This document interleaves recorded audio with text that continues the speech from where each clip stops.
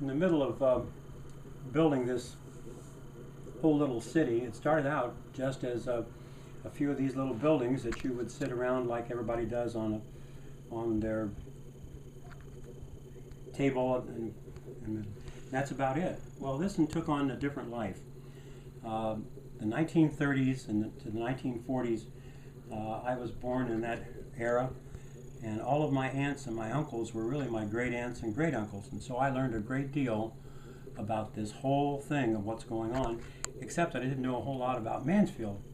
But I knew enough about it that I knew there was a downtown section, and that downtown section had, it was after we got here, but they had even had a blockhouse, because the blockhouse was used as a detergent from the Indians who literally had a massacre here at one time.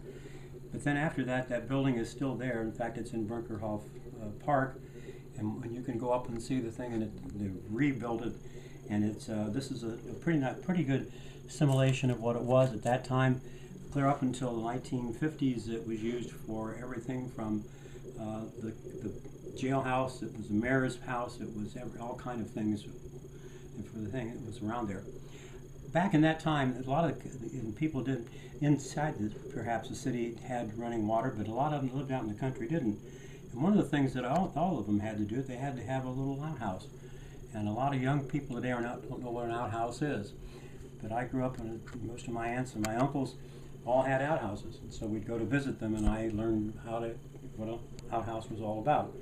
But that would have been the job of the young people, and so we still have those. And what I try to do then is to give to the kids that are here a feeling of what it was like to live when you didn't have television, you didn't have running water, and you didn't have some place to go every single day, and that you had to chop wood, and you had to run to a one-room schoolhouse where you only have one teacher, and all 8 grades were there. Everything that you see is somehow or another connected to that 1930 village. And as you take a look at it, there's a church over here. The church happens to be, it's not quite perfect look like it, but it's the First Congregational Church. But the church is an important part in my life. And so we have the manger scene on the outside, and that became the First Congregational Church. In addition to that, over the years, as we added and the train got to running the way we like to run it, let's see if I can get it on again. Yeah, it's going to cooperate. The train was getting my father, and what makes it kind of neat, it still runs. You won't find many trains that are 50 or 60 years old that are still running on track. And this one runs extremely well. Keep the train running.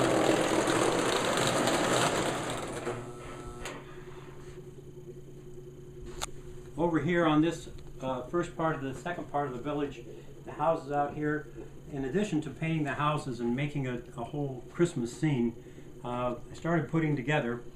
Beverly found me, and I started working on them, and that was to build all kinds of little vehicles, and this with all kind of wagons, and there was about 30 or 40 pieces on those. So those take eyeglasses with magnifying glasses. They're very, very small. They also take a lot of patience, and I never seemed to have patience with anything else, but I did with these because they couldn't argue with me, and I just made them go where I wanted them to go. But these are kind of fun to do, because it did, when I can remember as a child, I can remember them delivering, particularly just World War II was going on, and there was a lot of horse and buggies around because they delivered the mail, and delivered the milk, and they delivered everything to your house, and it was all with a horse drawn. So that was something that most of the kids today have never seen before. Each one of the buildings has its own have a garage over here, and then we have a country village over here, and you name it, and we've got it. I built a creek through this as I put it together. So when I did that, then it had to have a bridge to get across the creek. We had an ice house. There's a house for the mayor too, by the way. The mayor's house, since I've never been a mayor and never will be, I had a chance though to be royalty, so we made the house, the mayor's house, and that's the house in which I lived when I was in the village. In fact, it says on the front that I'm both the when I put together this little section at front, it says all about it. It's called Walkerville, USA, established in 1938. And then I come over here, and it's David O. Walker, mayor and painter. I hope that's not too off, but that's I'm the one that did it, so I guess I'm the one that stuck with what's good and what's bad. Over the years, where we took a trip, we went to Alaska several years ago, and I fell in love with that terrain. And by golly, I had to put something that showed what it would have looked like. And if you want some of the pictures we have, you'll take a look at the background setting up here, and it's opened up to a mountain scene with stars and a moon on top. And you can only partially see that, but as you look at it a little bit closer, you'll see that there's a place in here where you could go up the top. There's a little cabin in the background. And at the same time, we got one additional item, and that was a lighthouse. And if you have a lighthouse, you have to have water. So I made a build a lake in here, and it's with skaters all around it, and then of course some outside things that you would have, some antique shops and some ski shops. And that's pretty well what we did with that. The transportation was interesting to me of what was going on, because there was transportation in Mansfield locally from downtown all the way out to a park that ran on a regular rail system, overheads with wires. And then there's also at the same time what they called the Green Line, which you could get on a train right here in town and go all the way from Cleveland all the way to Cincinnati or Columbus. And now they're talking about, since they did away with it, they're talking about putting the new bail system back in. And it's interesting to me that they couldn't have kept it going to start with. I tried to pick up everything you can think of. I have a fellow over here that's chopping wood, and because that would have been a major portion. In addition to that, we had all kinds of other things that was going on.